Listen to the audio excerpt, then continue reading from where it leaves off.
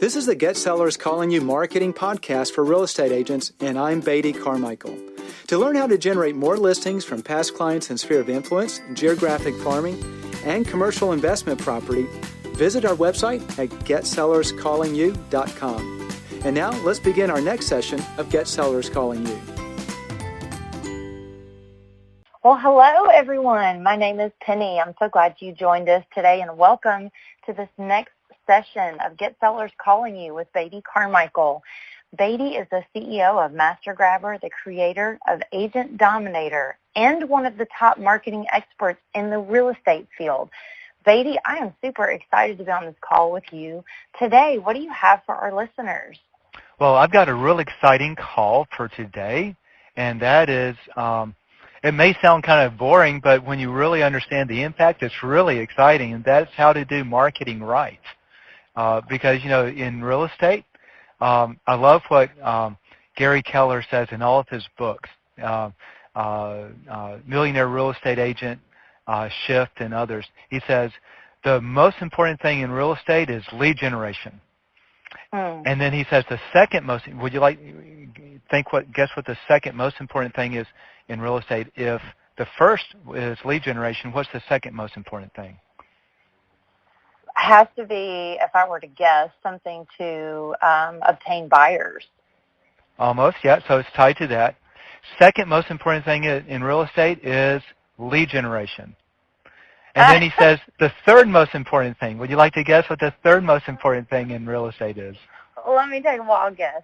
Lead generation. Lead generation, right. Just like in commercial real estate, you know, location is everything. Yes. In real estate business, lead generation is everything. So what we're going to talk about today is how do you generate leads?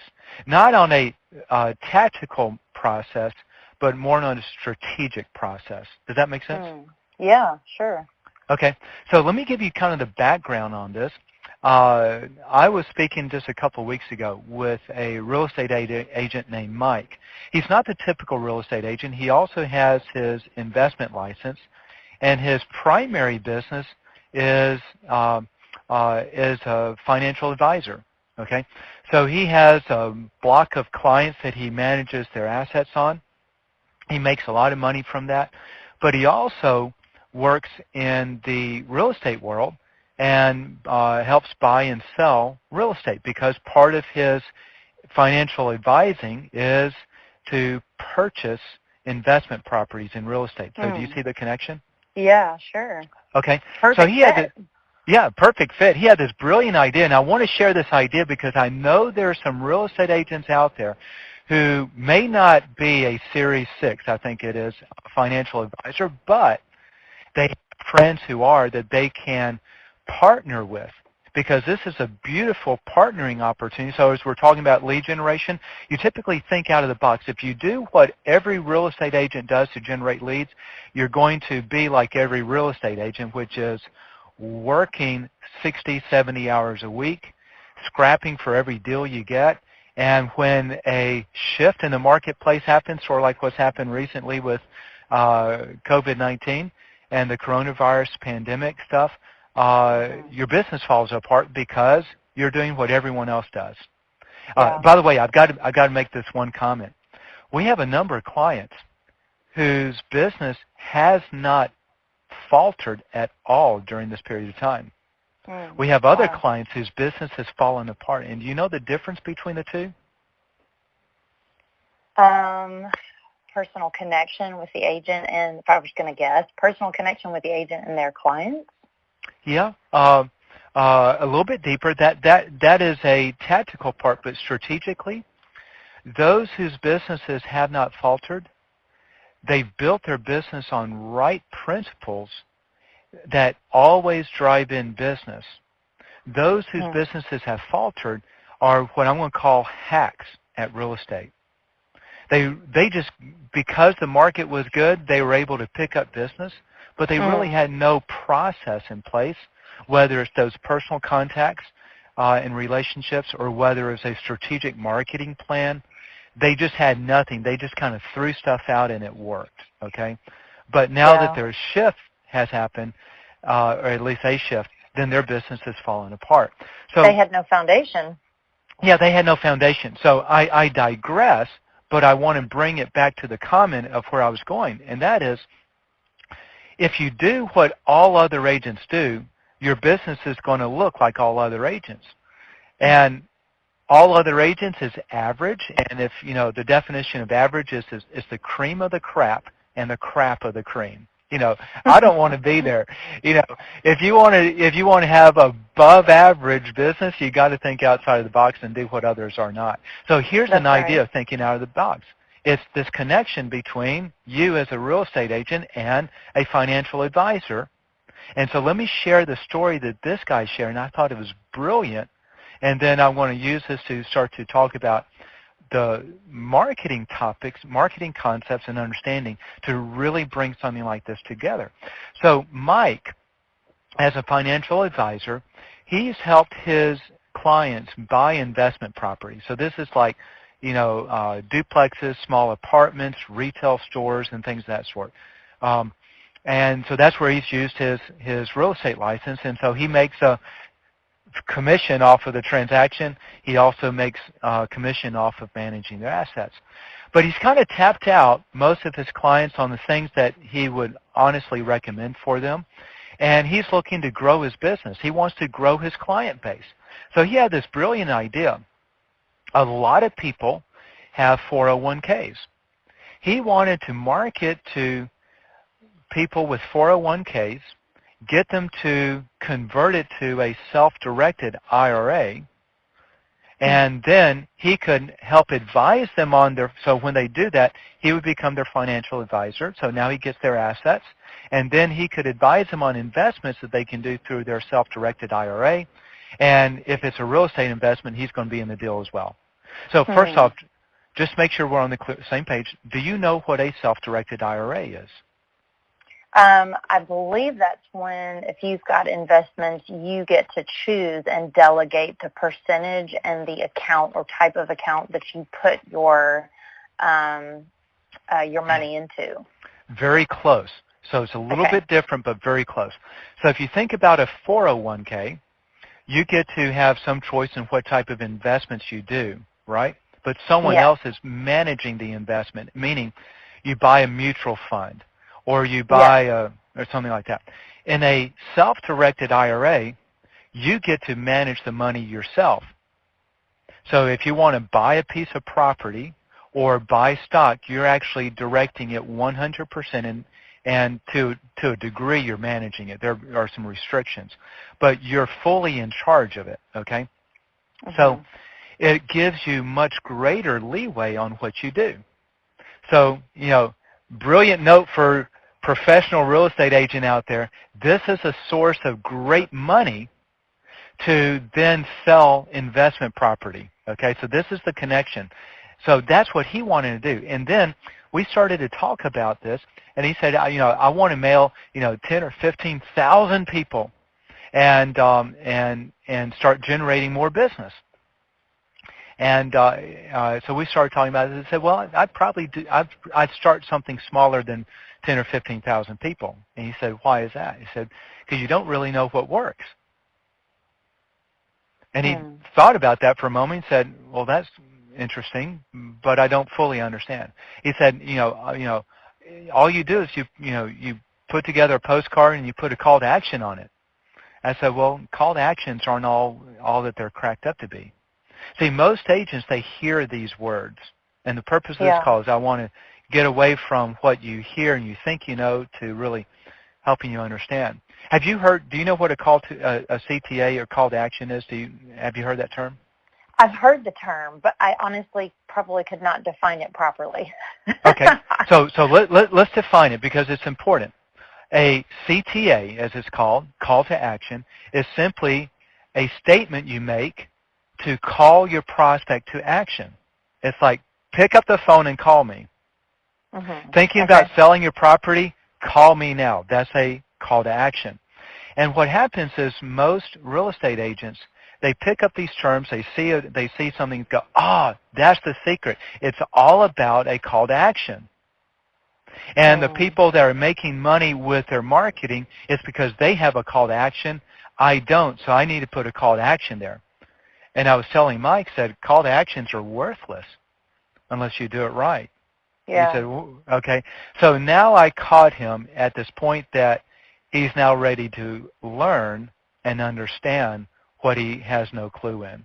And now remember the comment one of my friends was sharing. I went to a real estate training class that he did years back, and he put up a slide for the realtors in the room. And it basically said, and he was talking about this is kind of how you approach, when you're engaging a property owner to sell their property. The statement was, if you think hiring a professional is expensive, try hiring an amateur. And in marketing, that really applies because Mike was willing to go spend $30,000, $40,000, $50,000 his first year, thinking all it was a call to action, and he would make money. So, with that, let me reel this in and start talking a little bit about marketing. Does that work with you? Yeah, absolutely. This is great. Okay. So the first thing in marketing is you've got to test. And the reason why, can you guess why you want to test? Because you don't know what works. That's until right. You test. That's right. Not everything works, okay? And until you've tested it, you don't know if it works or not. And so this is why, a lot of times, so if we take postcards, for example, because this is a common thing. Oh, I've mailed postcards and they don't work. No, you mailed postcards and what you put on the postcard did not work.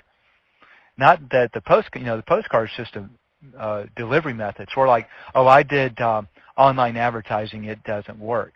No, online advertising works. Is what did you say? Okay, so the first step is you have to understand that marketing is two components. It's what you say and how you deliver what you say. A postcard, a pay-per-click ad, a funnel, sales funnel, and the ads that drive into it. All of that is just the delivery. It's the mechanics. But what you say is the most important. In essence, marketing is salespeople. You've automated the selling process, and you push it out en masse. And just like salespeople, one salesperson is going to get higher results than another salesperson for one thing. Would you like to guess what that one thing is? I'm scared to guess. They say things differently. Yeah, they say things differently. They know what to say and they know how to say it. Does that make sense? Yeah. Okay. I mean, so there's a lot behind what they say and how they say it, but ultimately, it's what they say and how they say that causes a sale to happen or not. And that's the same thing it is with your marketing. So the reason you want to test is not everything works. So you want to test small, okay? And then once you know something works, then you can scale it up. So like it's the delivery. It's the delivery. I mean, I think about like when you said that, it's like I went to buy a car, for instance, and I went to two different car lots, and they both told me the same thing. If one of them, the way they spoke the message to me, gave me the information, if their delivery was better and more convincing, well, then I'm going to buy the car from them. Yeah. Okay. So that's exactly right. If they're selling the same car, but you resonate with one person and the other person offends you with what he says, well, there you go. It's what you say and how you say it, okay? Yeah. But then there's something else in there. So it's not just what you say and how you say it. Well, it is. But if you dissect that a little bit further, are you saying it in a positive format or a negative format? Meaning, let's say if I wanted to focus on home sellers, okay, I could say the same thing in a positive statement or a negative statement. The positive statement, if you're thinking about selling your home, here are 4 things you can do that will get you a lot more money. I can make the same statement in a negative. If you're thinking about selling your home, if you don't do these 4 things, you will lose a lot of money. They're really the same things. It's just a matter if I'm looking. Does that make sense? Yes. Yeah, it does. So here's one reason to test. If I come to you as a homeowner and I say, if you're thinking about selling your home, these 4 secrets will get you 20% more, or let's say that your $300,000 home, as much as $60,000 more for your home. Or I come to you and say, if you're thinking about selling your home, if you fail to do these 4 things, you will lose as much as $60,000 on your home.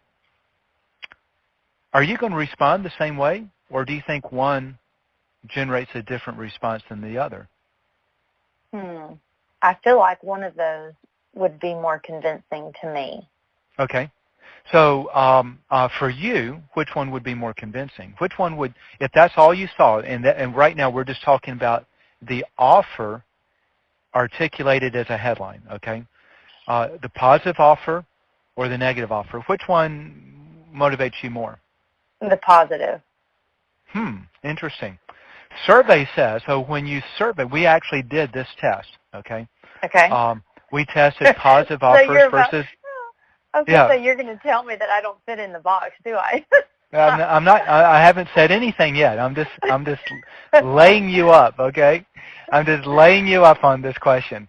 So when we tested this, we tested thousands and thousands of postcards in what we call split A/B marketing test, which you take, like we would take a farm and we just randomize. Half the addresses would get a positive offer, half the addresses would get a negative offer, and then we did that all across the country. And then we tabulated the results to see which offer, positive or negative, increased results and which ones decreased. Would you like to guess what which offer produced more results? Based on that, I'm going to go with negative. Oh, you don't have much confidence in yourself, Penny. The positive offer outperformed the negative, just like you said you would have responded more to the positive. I got it right. Yeah. Now here comes the big question. Okay, so positive offer outperforms negative. The question is by how much? What would you guess would be the difference? In other words, how much more likely are you to respond to that positive offer versus if it was a negative offer? Just a little bit more or dramatically a lot more? Yeah, dramatically really? More. I feel like I would, yeah. Yeah, okay. And how much would you think that would be for you? Percentage-wise, I would probably be 90 or more percent more likely to respond. Yeah. Okay. So here's the thing. Until you test it, you really don't know which way to go. And this is what I was telling Mike. He wants to spend a lot of money going after all of these strangers to try to get them to come to him, give him all of their money, and then invest in property, okay? It makes a big impact if you spend $40,000 in a year, whether you get, if you got one sale versus 400 sales, that would be a big impact difference, okay? So what we found is the test in the homeowner market is 800% difference. In other words, we got 8 times more people responding to the positive offer than the negative offer. But think about this. That's going to a homeowner. Now, if we're doing this for Mike, and I was sharing this with Mike, I said, someone with an investment, are they more interested in gaining money or more interested in not losing money? We don't know.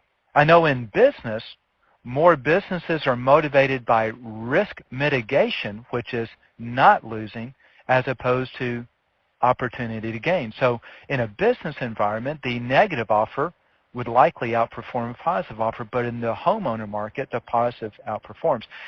So these are the things you have to test. Maybe another thing to test is what's the offer, okay? So in homeowners, is the offer, these 4 secrets will get you more money? Or is the offer, I can sell your home immediately? Or is the offer something different, okay? So you test these different things. You start to figure out what it is that your market is going to be most likely to respond to. And then when you know what that is and you test it and you start to get results, then at that point you start to scale it up. So that's why you test. Does that make sense? Yeah, it does, for sure. Yeah. And without the testing, you really just don't, you're shooting in the dark. And yeah. this is, yeah. if you don't test, you're an amateur, okay? And that's a lot more expensive than hiring a professional. So then the second thing you want to do is how do you test, okay? So it's easy to say, let's test it. Next question is how. And this is what Mike was saying, how do you do it? And so what I was telling Mike is, I said, look, if you got the budget to do 15,000 homes, then the best thing to do, or 15,000 prospects for him, I said, best thing to do is let's maybe do a marketing test of 2,000 people, where we can do 1,000 with one and 1,000 with another and test two things. And he said, well, why do you want to test two things? I said, because if you test more than two, you don't know what's causing the difference.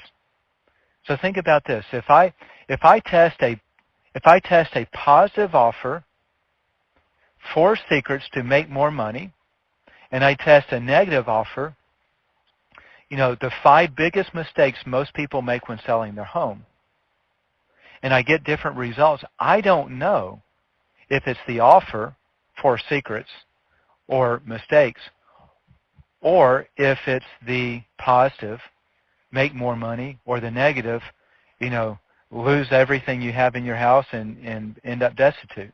So you can't test multiple variables at one time. You have to, when you do a test, it has to be only one difference between the two, so that if there is a change in results, there's only one change in what you did, and therefore you can tell which one produces more.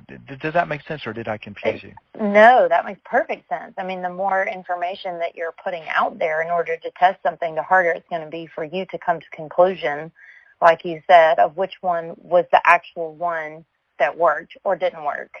Yeah.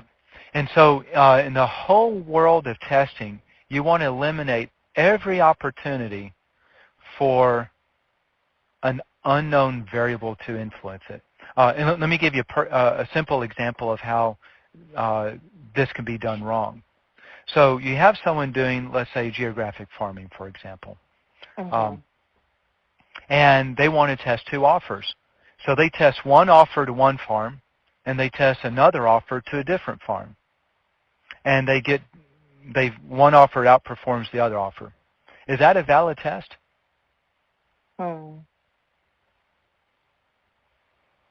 Yes. Okay.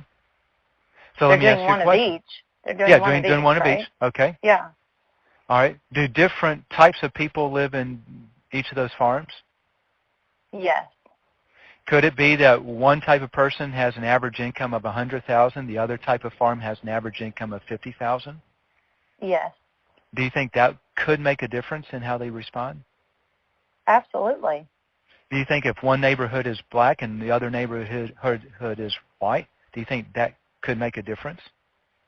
Yes. Yeah. So what happens if you test one farm against another by changing your offers, then unknowingly you've included another variable that you didn't know was there, and that is one farm is a different type of person than the other farm, potentially. So it could really skew your results. So if you want to do a good test, you want to either do one farm and randomize the addresses and then send one offer to one set of addresses and the other offer to the other set. Or if you're going to do both farms, you randomize each farm individually and then you send it out. In other words, you have to eliminate every opportunity for another variable to accidentally crop up. Yeah. So people ask, well, how do you randomize? Real easy. This is the easiest part I found. The easiest way to randomize is if you got like first name, last name, and address, sort by first name. It totally randomizes everything. You take the Yeah. the first half of first names and you send them off for one, and the second half of first names you can send them off for two, and now you have no variance in what's going on. So the first step is in testing. The best way to test is going to be this split test. We call it in marketing a split A/B test. Everything is totally the same except offer A versus offer B. Now, this also means you have to have a simple way to track it. Easy way to track is which one do you get the most phone calls from, okay? And then you get that person's name and address, and you look it up in your list, and you figure out which offer they came from, okay?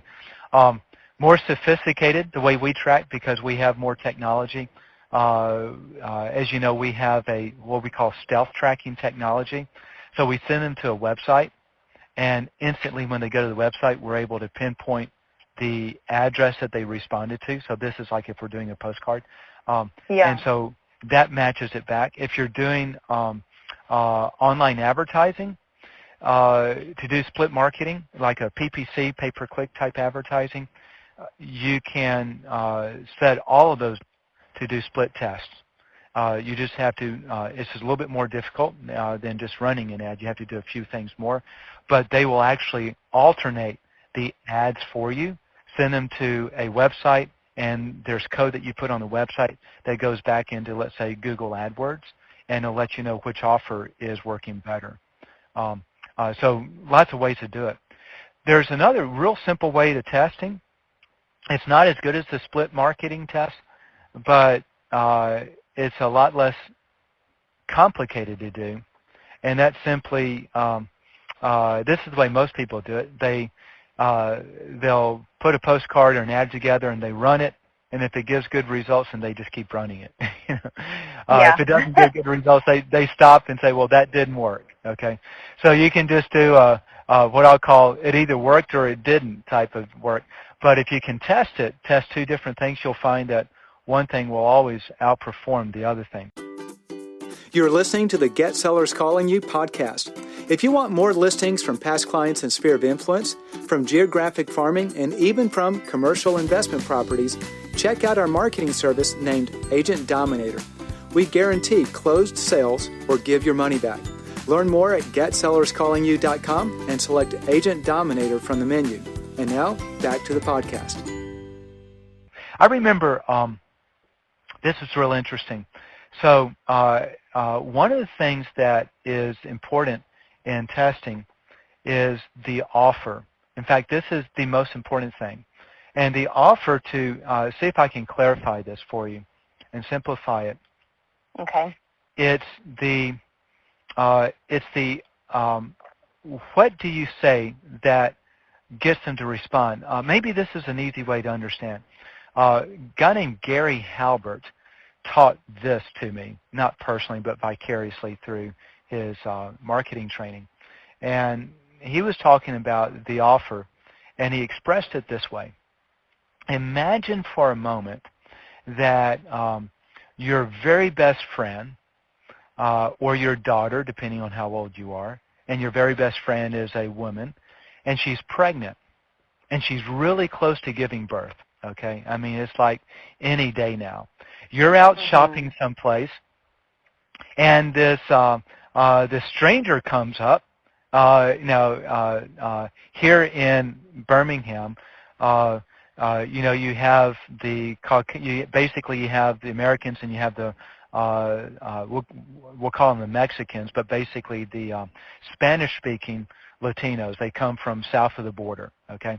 And there's a big group of Spanish-speaking folks here. So this stranger who doesn't speak any English, he only speaks Spanish, he comes up to you, and he points to his watch, and he points way away somewhere else, and he puts this great big, makes his bowl over his tummy like a great big basketball. And he's pointing over in the direction of the hospital. What immediately comes to mind? His wife is about to have her baby. His or wife? Somebody. Or maybe your best friend, okay? Or my best friend, yes. Right, okay. So without saying any words, he's able to express an offer. Instantly, you know what it means. Mm-hmm.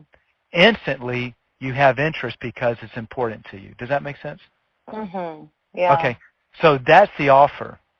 Now, assume that the same person then says, Penny, your best friend Susie is in labor right now at the hospital. Get there immediately. Do you act faster if he's able to articulate it better? Yes, for sure. But it's the same offer. It's just said a different way, okay? Yeah. So you have the offer and you have the headline. The offer is what you're communicating. The headline is how you communicate it, okay? So the most important part is the offer. So if we go back to Mike with his prospects that he wants to target, is the offer, I can get you a better return on your 401k money? Or is the offer how to protect your investment in your 401k with a rock-solid, recession-proof financial investment income stream? Do you see how those may be two different offers? Yeah, okay. Totally. Okay. Because that was his whole approach. Hey, right now, stock market is crazy. It's going up. It's going down. People are losing money in their 401ks. How do you protect that? How do you protect it in an investment that is recession-proof? So his idea is, you invest in multifamily housing. People are always going to pay their rent. And if they don't, they move out and someone's going to take their spot. Okay, so this is that's the offer, and then the question is, how do you phrase it? So another guy was talking about how to write a headline, and this is something that is important in your messaging. So in terms of what do you test, you're going to test the offer. So let's say if we go back to the 4 secrets, for example, 4 secrets. These 4, if you're thinking about selling, these 4 secrets will get you up to 18% more money on the sale of your home. So the offer is 4 secrets that get you more money. The headline, how you write the offer. Here's another way to write it. If you're planning to sell your home, these 4 secrets can get you as much as $28,000 more on your home. Or another way to write it, if you're planning to sell your home and it'll normally sell for $300,000, these 4 secrets will get you as much as $332,000 for it. It's all the same offer expressed differently. Do you see how that works? I sure do, yeah. So what you want to do is you want to take that offer that you've tested. So when you're testing one offer against another, it doesn't really matter how you write it. You want to write it as well as you can. But generally, when you write out the copy for the offer, what I do is I'll write 15 or 20 different ways of saying that same message. And then I'm going to analyze those and say which one articulates it better. Mm-hmm. It's just like that guy who comes up to you who can't speak English, so he just kind of points at things and shows a sense of urgency versus being able to better articulate it. So here's an idea. I want to just show you how this applies.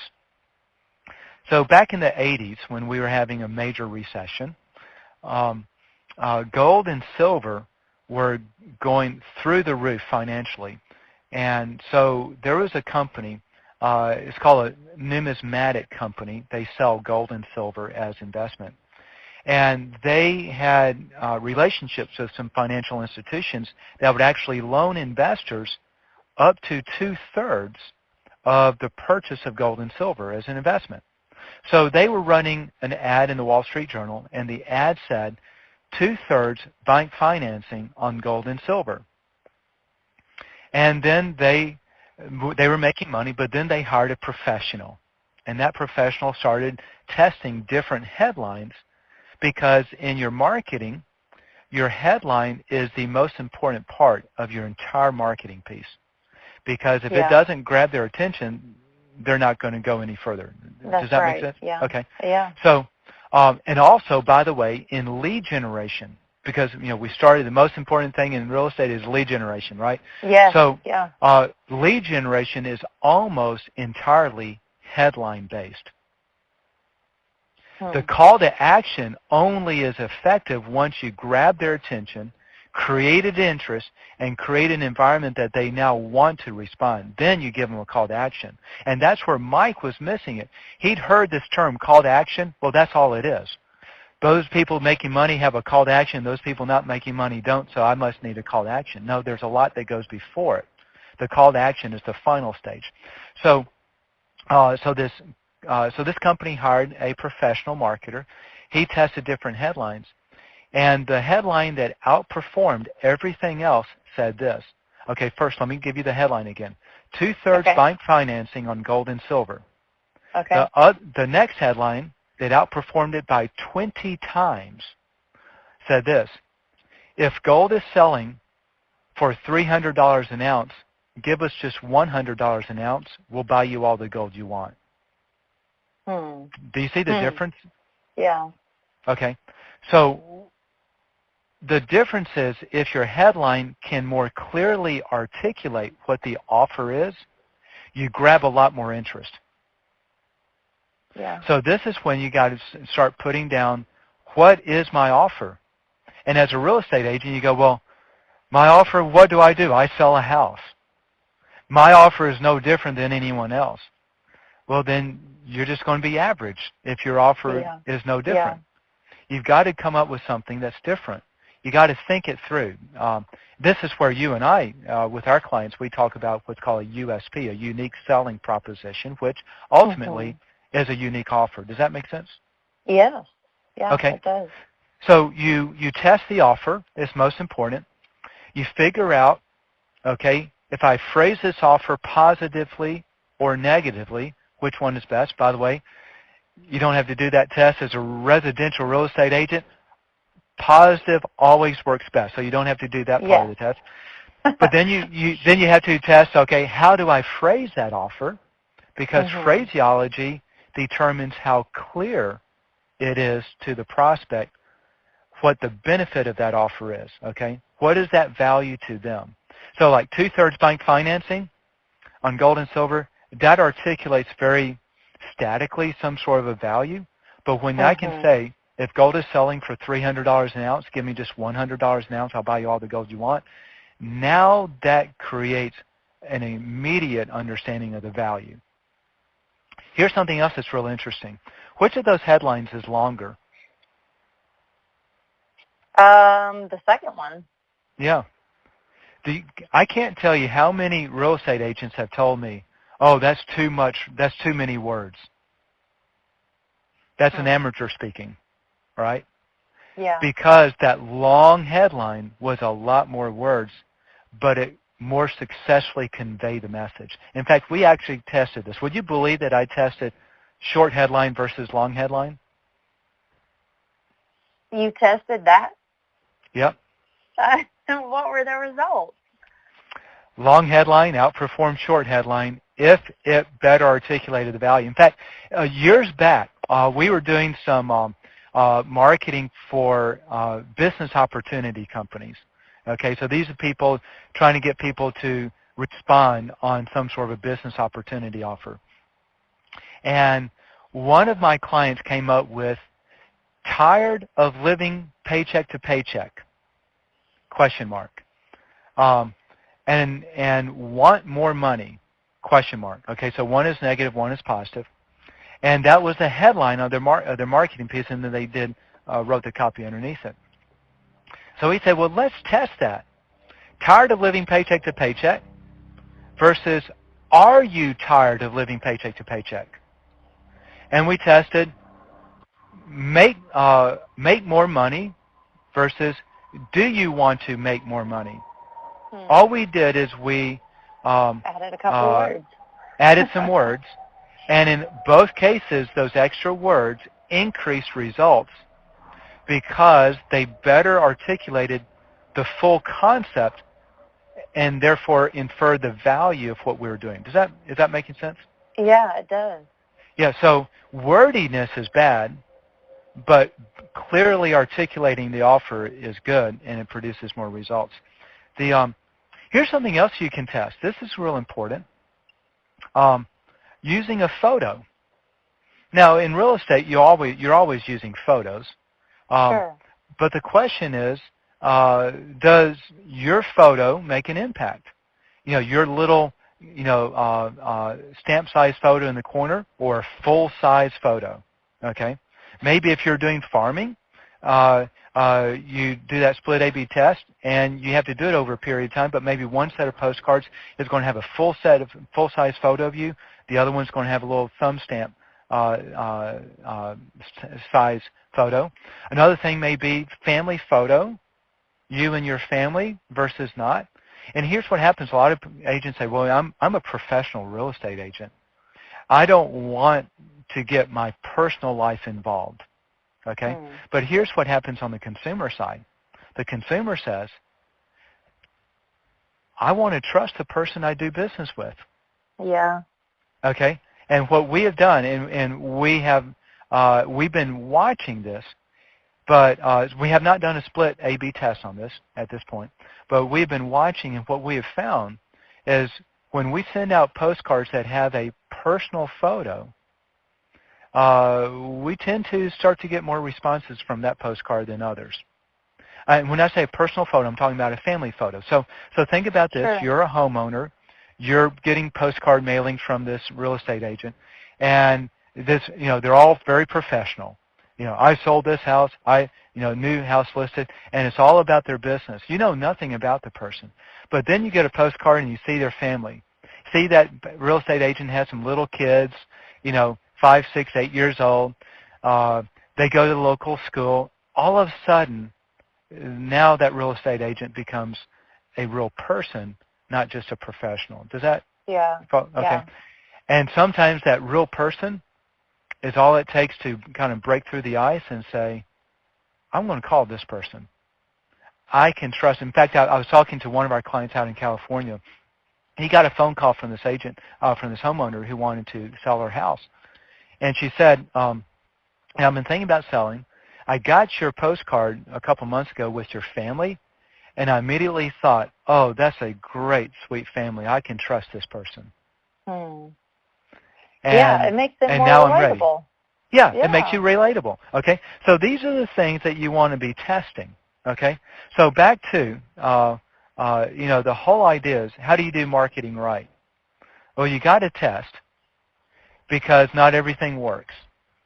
You can't just say, well, I tried pay-per-click advertising, it doesn't work, or I tried postcard mailings and it doesn't work. You got to test it and see what does work, because it's not the medium, it's the message. Yeah. And when you test the message, it's first going to be your offer. It's going to be, obviously in this case, it's always going to be a positive offer. In Mike's case, where we're dealing with investments, we don't know if it's positive or negative, so we have to test that. Sure. Then once you find the offer, then you test different headlines.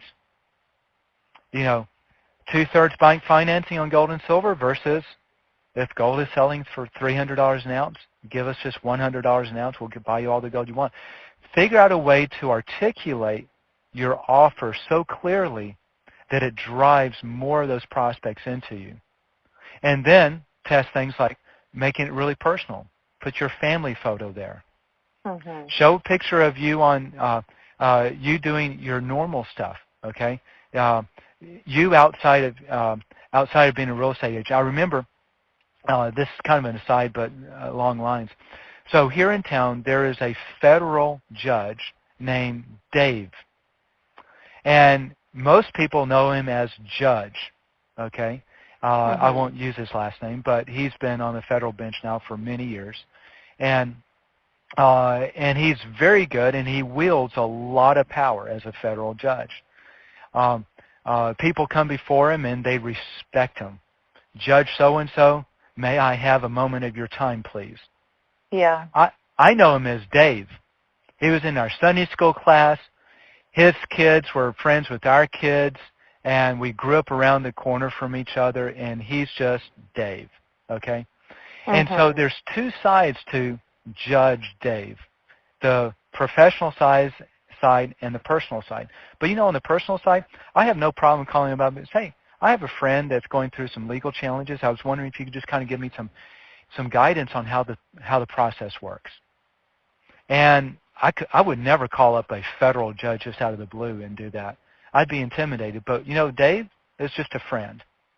And I think as one of the things to test is, do they want to deal with someone who's strictly and only a very professional agent, or do they want to deal with someone that they can trust as a friend? Okay, these are the things you test, and once you do that, then what happens is, like positive versus negative, 800% increase. One offer versus another might be another 10%, another 10 times increase or 3 times increase. How you write the offer may increase it by another 50%. So when you start adding all these things up through your testing, then you have a really well-honed system that consistently works. And as we talked about earlier, some of our real estate agents, their business hasn't missed a beat, and others right now, their business has crumbled. And the difference is, one was based on solid principles, that the strategy of how to grow a business, and the other was a hack. If you simply throw things out there and see if it works, that's a hack. Is this helping? Yeah, is this cool? Sure. Okay. And I was thinking too, like on the positive and the negative side, for me personally, for a homeowner, I feel like if I get a message that's more on the negative side, let's say it's a real estate agent that's trying to promote themselves via postcard, I feel like it's almost gimmicky, if I can even use that word. The positive message is a lot more appealing to me, and it doesn't feel as much of a gimmick. And I'm sure it's not either way, but there's something about that mental connection with that negative approach that almost makes it feel like it's a gimmick.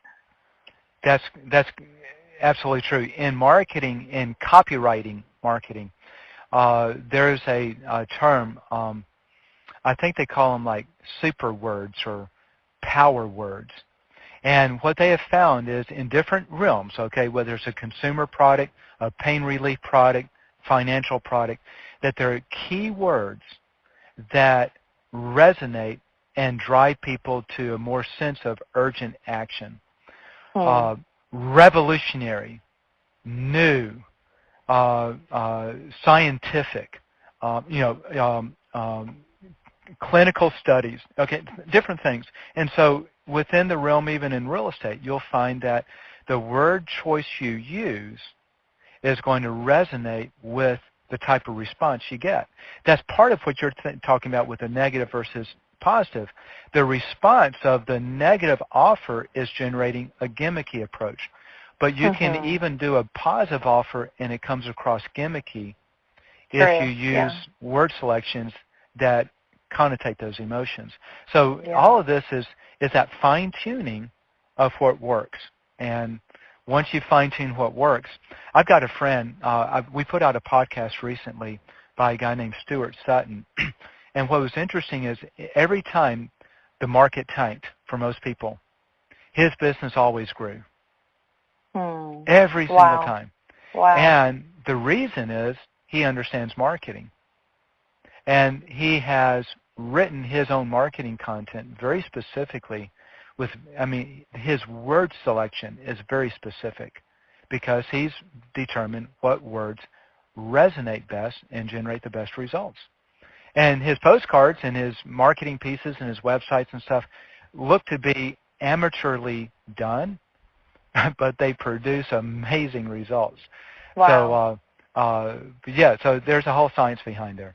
But anyway, I hope this is helping our listeners to kind of figure out to take your business to the next level and to protect yourself in downturns like what we just come through and are probably still are in this coronavirus stuff. How do you do it? And this is the first step in doing it. Yeah.